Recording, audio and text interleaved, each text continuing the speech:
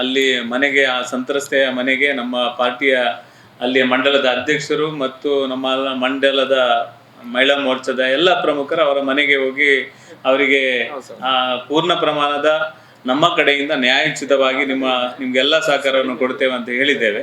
ಮತ್ತು ಜಗನ್ನಿವಾಸ್ ರಾವ್ ಅವರು ಮಂಡಲದ ಹಿಂದೆ ಜವಾಬ್ದಾರಿಯಲ್ಲಿದ್ದ ಕಾರಣ ಅವರಿಗೆ ಈಗಾಗಲೇ ನಾವು ಒಂದು ಪಾರ್ಟಿಯ ವ್ಯಾಪ್ತಿಯ ಒಳಗೆ ಅಲ್ಲಿಯ ಮಂಡಲ ಅಧ್ಯಕ್ಷರು ಈಗಾಗಲೇ ನೋಟಿಸನ್ನು ಕೊಟ್ಟಿದ್ದಾರೆ. ನೀವು ಯಾವಾಗ ಪ್ರಾರಂಭದಲ್ಲಿ ಅವರು ಮದುವೆ ಮಾಡಿ ಕೊಡ್ತೇನೆ ಅಂತ ಹೇಳಿ ಏನು ಒಪ್ಪಿಗೆಯನ್ನು ಕೊಟ್ಟಿದ್ದೀರಿ, ಅದು ಮಾಡಿಕೊಡ್ಬೇಕು. ಇಲ್ಲದಿದ್ದರೆ ಅದು ಸಮಾಜದಲ್ಲಿ ಸರಿಯಲ್ಲ. ನೀವು ಅದು ಮಾಡದಿದ್ದರೆ ನಮ್ಮ ಪಾರ್ಟಿಗೆ ಕೂಡ ತೊಂದರೆ ಆಗುವಂಥದ್ದು ಅಂತ ಈಗಾಗಲೇ ಅವರಿಗೆ ನೋಟಿಸ್ ಕೊಟ್ಟಿದೆ. ಮುಂದೆ ಅದಕ್ಕೆ ಸರಿಯಾದ ಉತ್ತರ ಮತ್ತು ಅದನ್ನು ಸರಿಯಾಗಿ ಮಾಡದಿದ್ದರೆ ಅವರ ಮೇಲೆ ಕ್ರಮ ತಗೊಳ್ಳುವಂಥ ಬಗ್ಗೆ ಯೋಚನೆ ಮಾಡ್ತೇವೆ.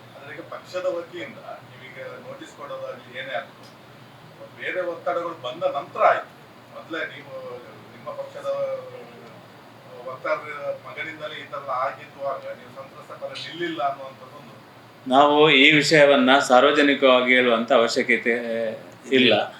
ಯಾಕೆಂದರೆ ಒಂದು ಕುಟುಂಬದ ಮತ್ತು ಒಂದು ಮಗುವಿನ ಪ್ರಶ್ನೆ ಇದು, ಒಂದು ಮಗುವಿನ ಅಸ್ತಿತ್ವದ ಪ್ರಶ್ನೆ ಇದು. ಯಾಕೆಂದರೆ ಆ ಮಗುವಿಗೆ ಬೇಕಾಗಿರುವಂಥದ್ದು ತಂದೆ, ಆ ಹುಡುಗಿಗೆ ಬೇಕಾಗಿರುವುದು ಗಂಡ.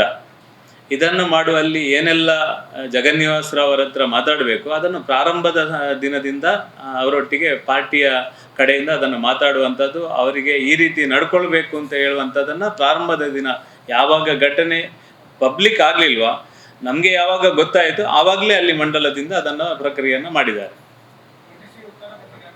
ಇಲ್ಲ, ಕೊಡಲಿಲ್ಲ. ಧನ್ಯವಾದಗಳು. ಧನ್ಯವಾದ.